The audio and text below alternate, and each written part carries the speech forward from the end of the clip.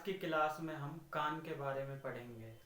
इससे पहले मैंने सामान्य विज्ञान पे कई वीडियोस बना के अपने YouTube चैनल पे डाली हैं। सामान्य विज्ञान आपको पढ़ना है तो उन क्लासों को देख सकते हैं और YouTube चैनल को सब्सक्राइब एंड शेयर ज़रूर करना। कान के बारे में आज हम पढ़ेंगे। जो स्तनधारियों का कान होता है, इसमें ईयर पिन्ना होता है, ये बाहर की तरफ ऐसे निकला होता है। ये स्तनधारियों में ही होता है और जीवों में नहीं होता। और मानव कान के बारे में आज हम पढ़ेंगे। तो मानव कान के दो मुख्य कार्य हैं, एक तो सुनना और दूसरा ये शरीर के संतुलन को भी बनाए रखता है। यानी कि बाहर के एटमॉस्फेयर से बॉडी का जो एटमॉस्फेयर है उसमें संतुलन बना के रखता है। ये कान के दो मुख्य कार्य हैं। और इसके बाद में जो कान है उसे हम तीन भागों में बांट के पढ़ेंगे। बाह्य कान यहाँ तक है, यहाँ से लेके ईयर पिन्ना से लेके कान का पर्दा तक। फिर मध्य कान है, कान के पर्दे से लेके और ये जो कान की हड्डियां होती है मेलस इनकस स्टेपी यहाँ तक। उसके बाद में ये पीछे का जो भाग है इसे आंतरिक कान कहते हैं। ठीक है। अब जो बाहर का कान है, बाह्य कान, इसे ईयर पिन्ना कहते हैं। इस पे छोटे छोटे बाल होते हैं और रोम होते हैं और इसमें मोम जैसा एक पदार्थ निकलता है। उसका काम यह है, जो बाल होते हैं और ये मोम जैसा जो पदार्थ होता है निकलता है कान में से, ये बाहर से धूल मिट्टी को कान में अंदर नहीं जाने देता है और कान की ये सुरक्षा करता है। बाहरी जो ये कान का कवर है ये टेम्परेचर को मेंटेन करने में बॉडी की मदद करता है। मनुष्य का कान ऐसे हिलता नहीं है। बाकी कई स्तनधारी जो जीव होते हैं वो जिस तरफ से आवाज आ रही है उस आवाज को सुनने के लिए अपने कान के पिन्ना को हिला सकते हैं, उसकी डायरेक्शन चेंज कर सकते हैं जिस तरफ से आवाज आ रही है उस आवाज को सुनने के लिए। ईयर पिन्ना जो होता है ये एक उपास्थि होती है, कार्टिलेज होती है, एक नरम लचीली हड्डी जैसा एक मतलब पूर्ण विकसित हड्डी नहीं होती है, वो उससे बना होता है। इसके बाद में हम मध्य कान को पढ़ेंगे। मध्य कान कहाँ से स्टार्ट होता है? जहाँ एक पर्दा होता है कान का और टेम्पोनिक मेम्ब्रेन इसे बोलते हैं। इस पर्दे से और जो ये हड्डियां होती हैं तीन, यहाँ तक मध्य कान होता है। मध्य कान में जो पर्दा होता है, पर्दा बाहर से जो एयर वो जाती है कंपन के रूप में, साउंड जाती है, उस साउंड की ये फ्रीक्वेंसी बढ़ा देता है। ठीक है। पर्दा ध्वनि की तीव्रता को 20 से 30 गुना बढ़ा देता है। और जब कान में कोई भी साउंड जाएगी, साउंड कंपन के रूप में जाती है। ठीक है, कंपन के रूप में।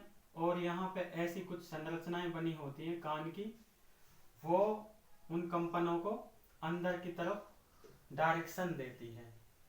जो कान ट्यूब है, ईयर ट्यूब, इसकी तरफ सारी कंपन्स को धकेलती है।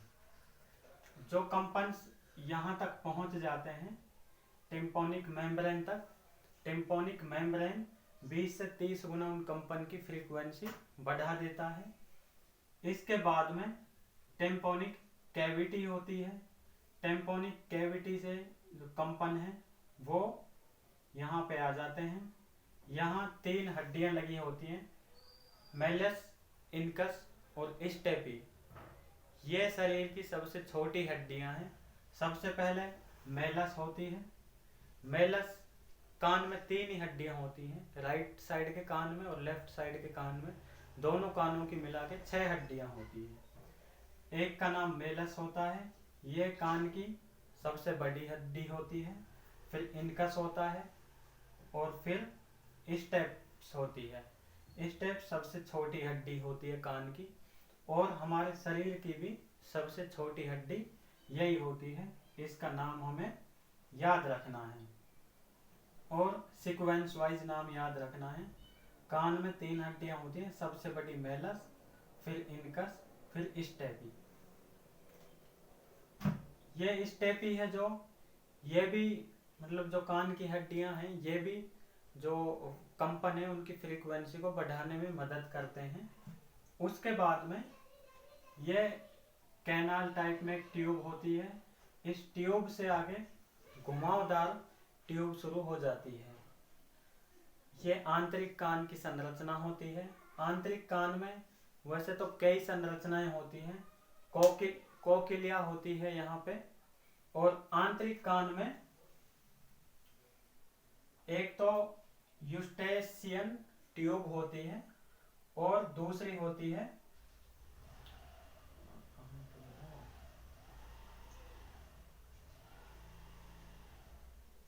जो यूस्टेशियन ट्यूब होती है सुनने के लिए और शरीर का संतुलन बनाए रखने के लिए जिम्मेदार होती है।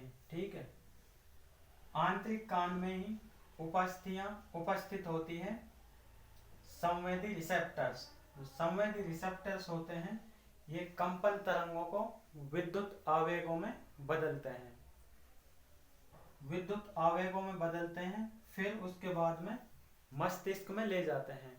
मस्तिष्क में जो संदेश जाते हैं ऑडियो के, वो विद्युत आवेगों के रूप में जाते हैं, और मस्तिष्क में ये सेरेब्रम के एक स्पेसिफिक हिस्से में जाते हैं, जहाँ पे सेरेब्रम का ऑडियटरी हिस्सा होता है। सेरेब्रम मैंने जब पढ़ाया था मस्तिष्क, उसमें 52 स्पेसिफिक लोकेशंस होती हैं जिनके अलग अलग काम होते हैं। जो ऑडियो को डिटेक्ट करता है, ऑडियो को विजुअलाइज करता है, ये सारी तरंगें उस एरिया में चली जाती हैं और फिर उनके हिसाब से ही हमारा दिमाग उनको समझ पाता है। शुरू में जो कान में कंपन के रूप में गई है वॉइस, आगे जाके नहीं वो विद्युत तरंगों के रूप में बदलती है।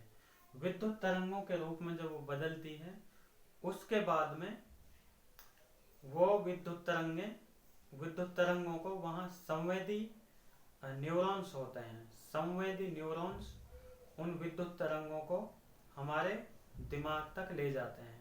मैंने 3 प्रकार की ये बताई थी नर्वस सेल्स। एक तो संवेदी सेल्स होती हैं जो संदेशों को दिमाग तक ले जाती हैं। उसके बाद एक मिक्स नर्व बताई थी जो संदेशों को लेके भी जाती हैं और संदेशों को दिमाग से अंग तक लाती हैं। और एक बताई थी मैंने motor nerves. Motor nerves cells जो होती हैं वो दिमाग से संदेश को अंग तक ले जाती है। ठीक है। और जो डेसिबल होता है, डेसिबल ध्वनि की तीव्रता को नापता है। ठीक है। इसमें जो मानव के जो कान हैं वे 0 डेसिबल से 130 डेसिबल तक की ध्वनि को सुन सकते हैं। वैसे तो 90 dB से ऊपर की जो ध्वनि होती है मानव के कानों के लिए खतरनाक होती है। उसी तरह अगर हम फ्रीक्वेंसी में इस चीज को देखें तो 20 से 20,000 हर्टेज तक की ध्वनि को हमारे कान सुन सकते हैं। ये दोनों हमें याद रखनी है, इनसे क्वेश्चन आता है पेपर में।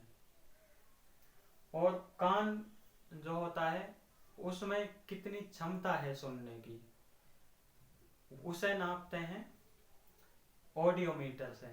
ऑडियोमीटर से पता चलता है हमारा कान कितना स्वस्थ है। तो ये क्लास थी कान के बारे में। इन चीज़ों को आप उतार लें अच्छे से और कान का डायग्राम भी बना लें। जो चीज़ें मैंने बोली हैं उनको भी लिख लें, तो तभी आपकी क्लास कंप्लीट मानी जाएगी। उसके बाद में इसको रिवाइज करते जाएं और चैनल को सब्सक्राइब ज़रूर कर लें। Thank you.